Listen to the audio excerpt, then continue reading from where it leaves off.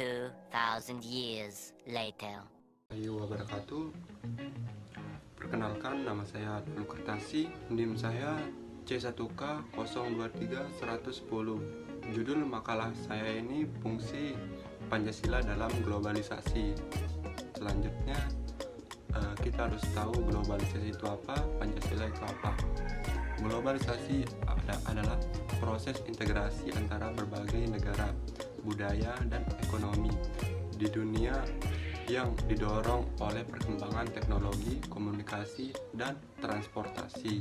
Pancasila adalah ideologi negara Indonesia yang berisi 5 prinsip utama, yaitu ketuhanan yang Maha Esa, kemanusiaan yang adil dan beradab, persatuan Indonesia, kerakyatan yang dipimpin oleh hikmat kebijaksanaan dalam permusyawaratan perwakilan, keadilan sosial bagi seluruh rakyat Indonesia.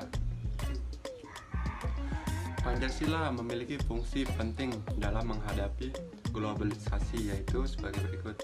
1. Fungsi identitas. Pancasila berfungsi sebagai identitas bangsa Indonesia yang membedakan bangsa Indonesia dengan bangsa-bangsa lain di dunia. Pancasila mencerminkan ciri khas kepribadian dan jati diri bangsa Indonesia yang seragam maupun tetap bersatu dalam bersemangat Bhinneka Tunggal Ika.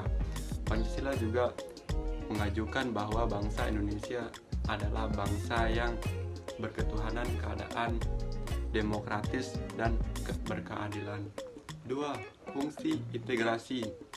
Pancasila berfungsi sebagai alat integrasi bangsa Indonesia yang terdiri dari berbagai suku, agama, ras, dan golongan. Pancasila menyatukan seluruh komponen bangsa dalam satu kesatuan nasional yang kokoh dan harmonis. Pancasila juga mengatasi potensi konflik dan perpecahan yang dapat timbul akibat perbedaan pandangan, kepentingan, dan aspirasi di antara masyarakat.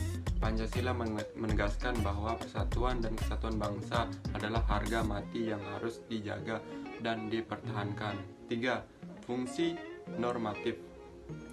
Pancasila berfungsi sebagai sumber norma atau aturan yang mengatur kehidupan bermasyarakat, berbangsa, dan bernegara di Indonesia.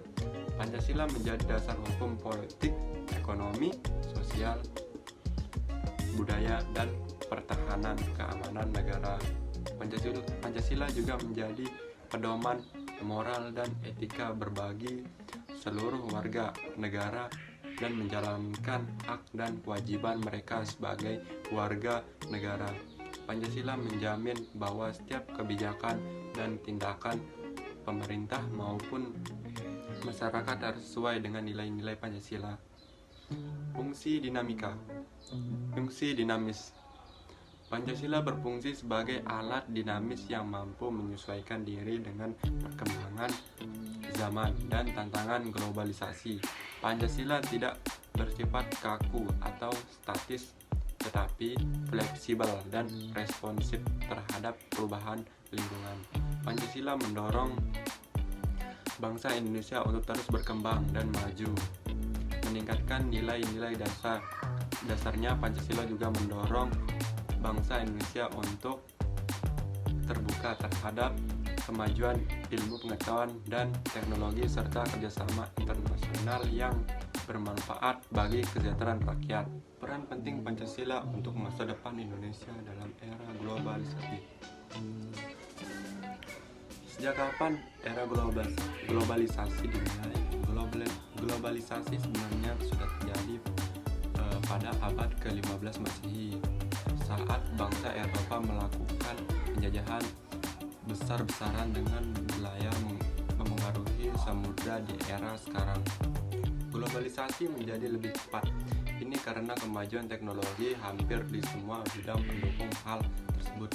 Dengan situasi saat ini di dunia yang begitu luas dan jarak antara negara yang jauh tidak lagi menjadi penghalang untuk saling menghubung. Sekarang, apa peran Pancasila dalam era globalisasi?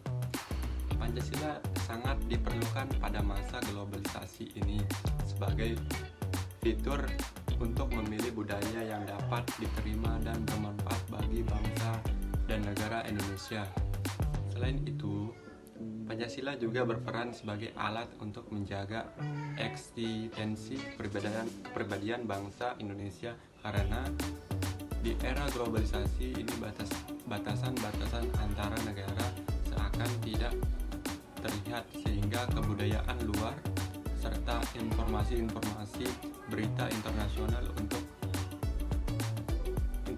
masuk dengan mudah dalam kehidupan masyarakat Indonesia.